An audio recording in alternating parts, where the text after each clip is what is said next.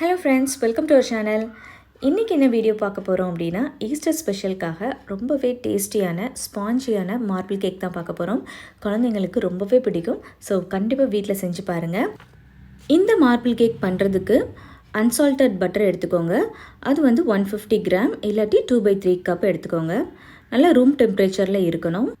Next வந்து sugar 115 gram இல்லாட்டி 1/2 cup சுகரை வந்து பொடிச்சு சேர்த்துக்கோங்க.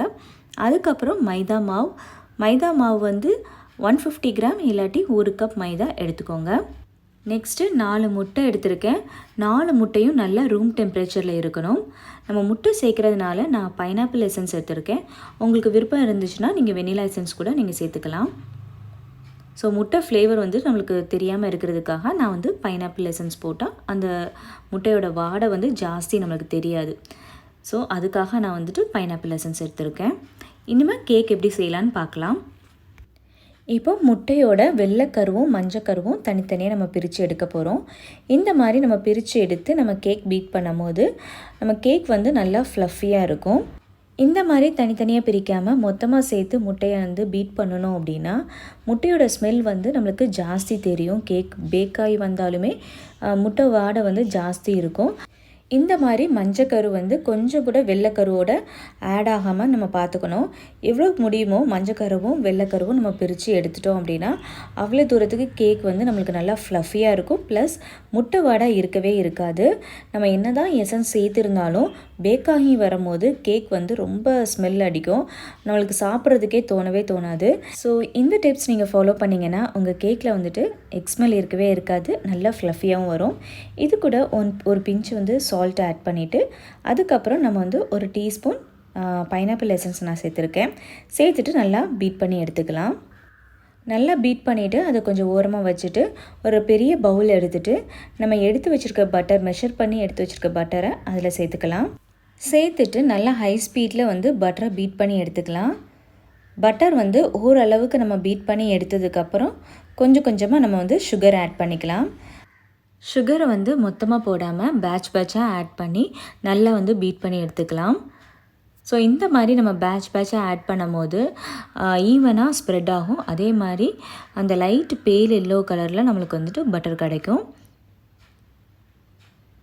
மொத்தமாக நம்ம ஆட் பண்ணும் போது பீட் பண்ணுறதுக்கு கஷ்டமாகவும் இருக்கும். அதே மாதிரி கரெக்டாக மிக்ஸ் ஆகாது. சுகர் ஆட் பண்ணிவிட்டு நம்ம பவுலில் சைடில் இருக்கிறதெல்லாம் வந்து ஸ்க்ராப் பண்ணி விட்டுட்டு அதுக்கப்புறம் நம்ம பீட் பண்ணிக்கலாம். ஸோ ஈவனாக எல்லா இடத்துலையும் நம்ம மிக்ஸ் ஆகி பீட் பண்ணுற மாதிரி நல்லா சாஃப்டாக பட்டரை பீட் பண்ணி எடுத்துக்கலாம். ஃபஸ்ட்டு நான் பட்டர் காமிக்கும் போது ஒரு டார்க் எல்லோ கலரில் இருந்துச்சு. இப்போ நம்ம பீட் பண்ணி எடுத்ததுக்கப்புறம் பாருங்கள் நல்லா பேல் எல்லோ கலரில் மாறிட்டு இதுதான் கரெக்டாக நம்ம பீட் பண்ணியிருக்கோன்னு அர்த்தம். நெக்ஸ்ட்டு எக் ஒயிட்டை கொஞ்சம் கொஞ்சமாக சேர்த்து பீட் பண்ணி எடுத்துக்கலாம். இந்த மாதிரி கொஞ்சம் கொஞ்சமாக சேர்த்து நம்ம பீட் பண்ணி எடுக்கும் போது கேக் வந்து நல்லா சாஃப்டாக ஸ்பாஞ்சியாக இருக்கும். சைடில் உள்ளதெல்லாம் நல்லா ஸ்க்ராப் பண்ணி விட்டுட்டு நல்லா பீட் பண்ணி எடுத்துக்கலாம். நெக்ஸ்ட்டு வந்து எக் யோக் சேர்க்க போகிறேன்.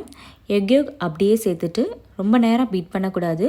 எல்லாம் மிக்ஸ் ஆகிற வரைக்கும் பீட் பண்ணி எடுத்துக்கலாம். இது கூட நம்ம 1 கப் மைதா ஏற்கனவே மெஷர் பண்ணி வச்சுருக்கோம், அதையும் சேர்த்துட்டு 1 teaspoon baking powder, 1/2 teaspoon baking soda சேர்த்துட்டு நல்லா மிக்ஸ் பண்ணி எடுத்துடலாம்.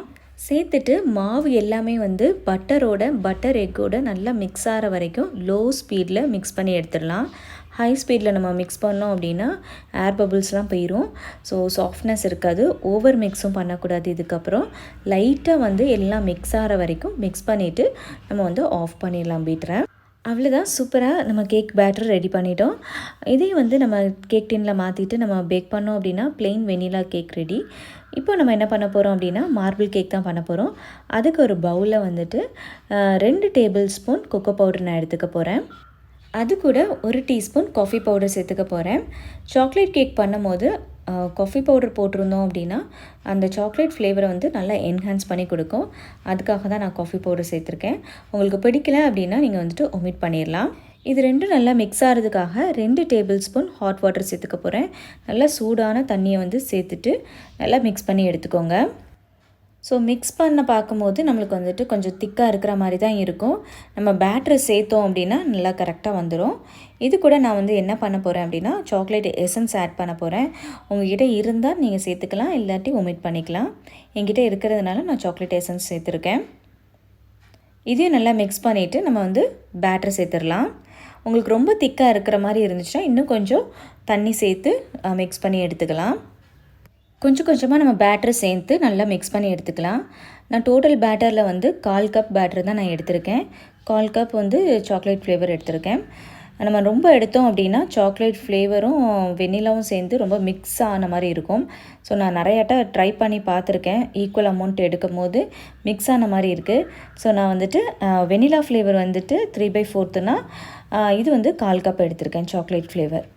அவ்வளோதான். 2 டைப் ஆஃப் பேட்டர் வந்து சூப்பராக ரெடி ஆகிட்டு இனிமேல் பேக்கிங் ட்ரேயில் நம்ம அசம்பிள் பண்ணிடலாம். உங்களுக்கு விருப்பமான மாதிரி நீங்கள் வந்து அசம்பிள் பண்ணிக்கோங்க. நான் கொஞ்சம் ஸ்கூப்பை எடுத்து பேக்கிங் ட்ரேயில் அங்கங்கே சாக்லேட் ஃப்ளேவர் ஃபில் பண்ணியிருக்கேன். அப்புறம் ரிமைனிங் இடத்துலலாம் வந்துட்டு வெனிலா ஃப்ளேவர் வந்து ஃபில் பண்ணிவிட்டு அப்படியே லைட்டாக ஸ்க்ராப் பண்ணிக்கிறேன். ஸோ ஈவனாக வந்துட்டு கீழே வந்து சாக்லேட் ஃப்ளேவர் இருக்கிற மாதிரியும் மேலே வெனிலா ஃப்ளேவர் ஃபுல்லாக வந்து ஸ்க்ராப் பண்ணி எடுத்துக்க போகிறேன். கொஞ்சம் கூட சாக்லேட் ஃப்ளேவர் தெரியாத மாதிரி. ஸோ இந்த மாதிரி ஸ்க்ராப் பண்ணி எடுத்ததுக்கப்புறம் மிச்சம் இருக்க சாக்லேட்டை வந்து நான் அங்கங்கே ஸ்கூப் பண்ணி வைக்க போகிறேன். ஸோ எங்கெல்லாம் கேப் இருக்கோ அங்கெல்லாம் வந்துட்டு சாக்லேட் ஃப்ளேவர் நம்ம வந்து ஃபில் பண்ணி எடுத்துக்கலாம். பேட்டர் ஃபில் பண்ணதுக்கப்புறம் நல்லா டேப் பண்ணிவிட்டு உங்களுக்கு பிடிச்ச டிசைன் ஏதாச்சும் போட்டுக்கலாம். நான் டூத் பிக்கை வச்சு ஒரு லைட்டாக ஒரு டிசைன் பண்ணியிருக்கேன். இந்த கேக் ட்ரேயை வந்து 180 டிகிரி செல்சியஸில் ஒரு 50 மினிட்ஸ் பேக் பண்ணி எடுத்துட்டோம் அப்படின்னா நல்லா ஃப்ளஃபியான கேக் உங்களுக்கு வந்துட்டு பர்ஃபெக்டாக ரெடி ஆயிரும். கேக் வந்து பர்ஃபெக்டாக பேக் ஆகி வந்துட்டு அப்படின்னு பார்க்குறதுக்கு டூத் பிக்கை வந்து நம்ம இன்சர்ட் பண்ணி பார்த்தோம் அப்படின்னா டூத் பிக் வந்து நல்லா க்ளீனாக வரணும். ஸோ கேக் வந்து பர்ஃபெக்டாக பேக் ஆகிட்டு இப்போ வந்து நம்ம டிமோல்ட் பண்ணிடலாம். கேக் நல்லா ஆறுனதுக்கப்புறம் நம்ம டிமோல்ட் பண்ணால் நம்மளுக்கு ரிமூவ் பண்ணுறதுக்கு ரொம்ப ஈஸியாக இருக்கும். இல்லாட்டி அப்படியே சைட்லலாம் ஒட்டிக்கிறோம். ஒரு பிளேட்டை வச்சு நம்ம கவுத்தி நம்ம டிமோல்ட் பண்ணி எடுத்துக்கலாம்.